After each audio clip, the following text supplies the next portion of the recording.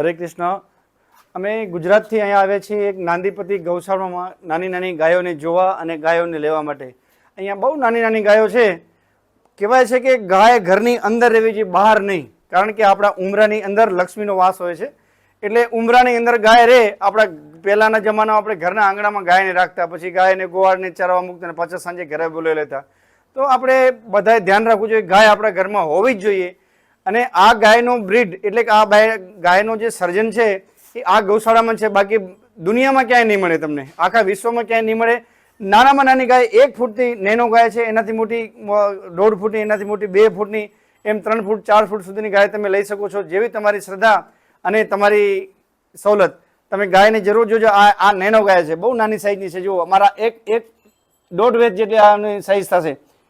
આવી જાઓ, આવી જાઓ, આવી જાઓ માતા, આવી જાઓ. ઓ વેરી ગુડ. ઓ આવો આવો આવો આવો આવો ગૌ માતા, કેમ છો? આવી નાની નાની ગાયોને પણ ઘરમાં વસાવો. આ ગાય તમને અહીંયા સિવાય દુનિયામાં ક્યાંય નહીં મળે. કારણ કે એમનો સર્જન જે આ ભાઈએ કર્યું છે, એમનું નામ છે, ક્યાં નામ પ્રભુજી આપકા? ડૉક્ટર કૃષ્ણમ રાજુ એમણે કર્યું છે.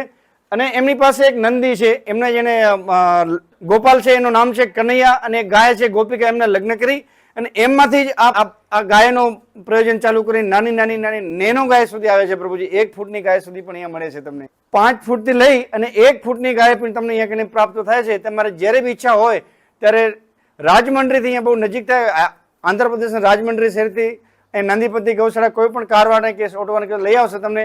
અને જરૂર પધારજો, ગૌ માતાની સેવા કરજો, ઘરમાં ગાય અવશ્ય રાખજો. હરે કૃષ્ણ. આપ સૌને નમસ્કાર. હરે કૃષ્ણ.